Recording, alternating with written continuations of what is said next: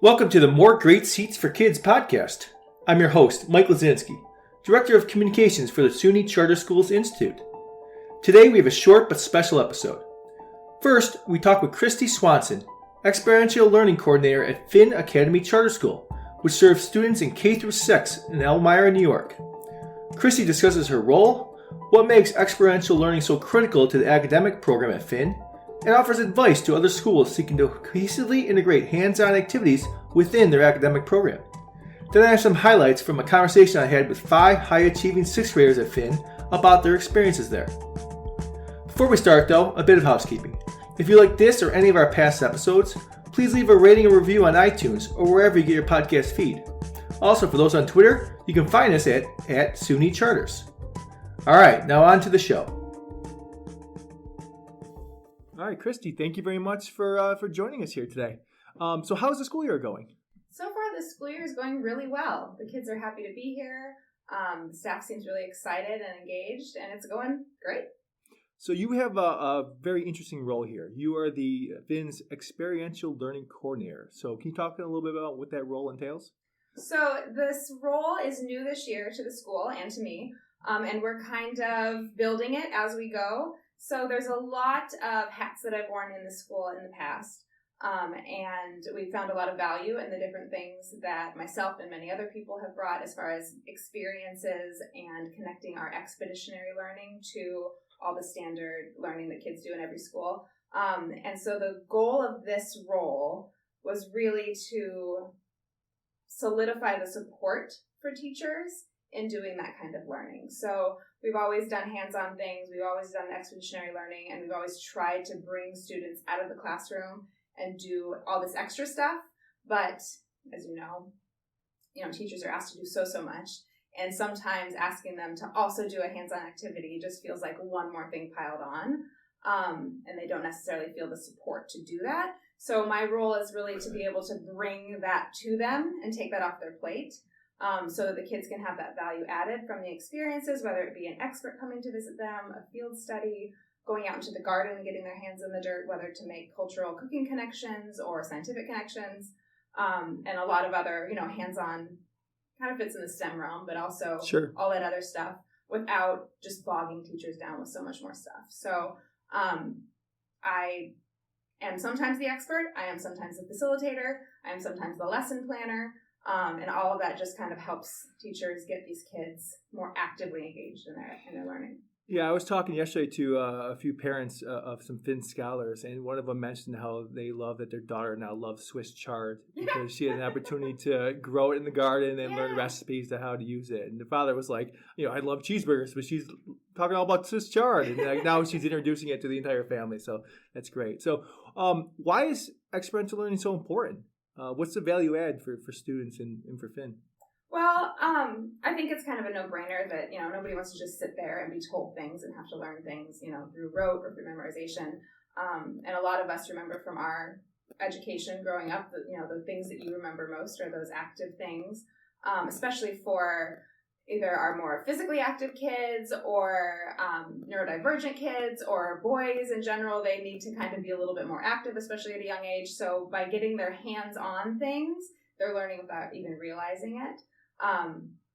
It's kind of like play, but still learning. So within school, we keep it structured, we keep it focused and disciplined, but they're also, last week we made mud pies, which, maybe sounds like a preschool activity, but we connected it to a story about the third graders are learning about access to books and education around the world. They learned about a school in Kenya where the rains wash the school building away every year. So their first activity is to build desks out of mud, and they have to build the bricks and build the facility, and that's how the kids start their school year every year in that community. And so we went outside and we got mud and we made bricks, and we're going to build them into our own mini model Finn.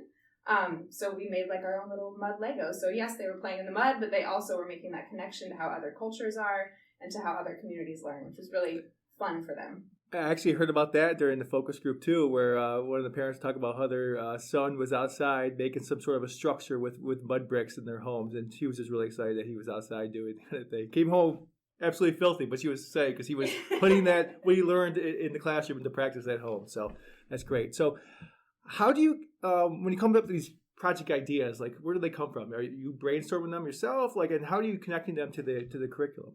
So I don't come from an educational background. I come from a science background. I have a bachelor's in science in horticulture and forestry. I'm a farm kid from way back. And so I started at the school as a volunteer. I have become more and more involved over the years, including during the COVID.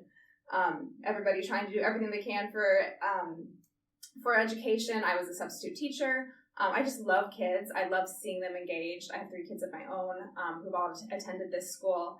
And so I'm an ideas person. I come up with crazy harebrained schemes all the time. They don't always work out, but through the more disciplined people around me, they say, okay, that's a great idea, but how can we make it actually work in the classroom? So yeah, we sit down, we have grade level team meetings, we have meetings with leadership, other people, the kitchen staff. Leah Navone is our wellness coordinator and our chef, and she has great ideas, and we just sit and talk about these topics that are coming up.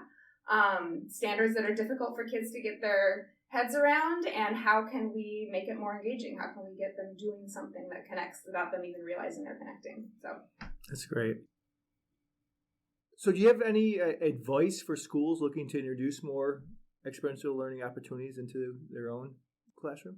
I mean, a really obvious one is think outside the box, right? Like, what is something that you could do that maybe you have found fun in your own life or entertaining in your own life, or memorable from your own education, and how can you bring that back? I know a lot of times we worry about how is this going to work for our kids who have special needs, or how is this going to work for our kids who are really struggling in the classroom, who maybe even with behaviors, I don't know if I can bring in knives and cooking utensils and heat and have these kids cooking because I can't trust them to not hit each other with pencils and textbooks.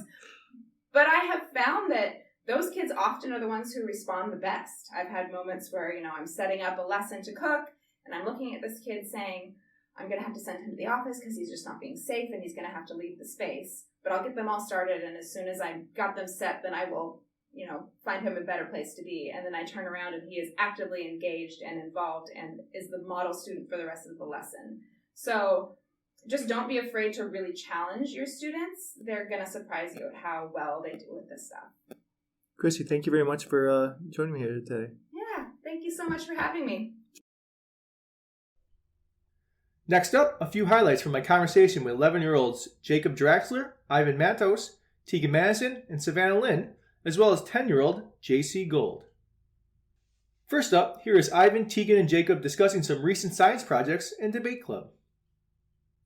So I was in a classroom yesterday, and it was a 4th grade class where they were learning how to make beaded artwork. Yes, my brother's in that. Oh, really? Oh, What very class cool. did you go to? I can't remember the teacher's name off the top of my head right now, but Dylan? it might have been Dylan, yeah. Yeah, because I thought it was. What types of projects have you all worked on that are, kind of the hands-on type projects? Well, this morning we, had these test tubes, and we had a liquid, and we had to put the liquid in the test tubes in, a material or a cotton ball, and then we would see, observe how they would react with, the little material. And every Thursday some of us do enrichment.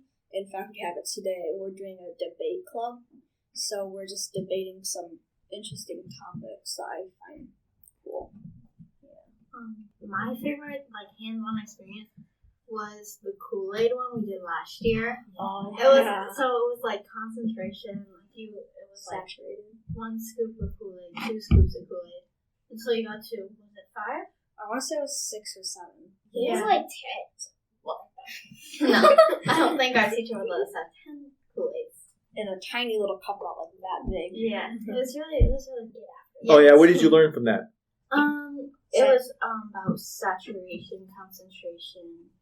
We learned that the more powder you put in, the stronger flavor. And the more saturated it gets with. The more saturation it has. Yeah. I was going to say, if you just have 1 scoop, it's just going to taste like water, but having 10 of them, it would just going to taste all the powder. Yeah.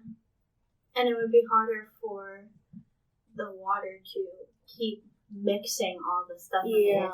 Because you have It'll to have too stir much it powder. up, but then at a moment it just got too full, I should say, and it just wouldn't stir. So what other types of projects have you done like that? Oh, we did this one where it was like, so they, it was like mystery liquids, and you had to like figure out like how to stack them. Like you pour it into like the little test tube, and there would be like colors with more salt in them, and when you pour them in, they would like not mix. So I thought that one was really Like cool. you could stack like the colors on top of each other, but if you did it in a wrong pattern, they would just make a blend of color. So why do you like those hands-on type projects? Well, it gives you like a really good visual on what you're trying to learn, and it shows how it works like in real life. Makes class less boring. Finn also focuses on college prep from a young age to spur big dreams for their students. We'll end with JC and Savannah discussing what they want to be when they grow up. Thanks for listening to today's app. I want to be, like, if I do end up going to college, I want to be a marine biologist. Oh. And if I don't, I want to be a YouTuber. I have a son who wants to be a YouTuber as well, so yeah. What about you? It's either a doctor or a dentist. I don't know. Sometimes I want to be a doctor, sometimes I want to be a dentist. Well, keep working hard. Maybe I'll just do both. I love that. I love that. Not very much spare time then, huh?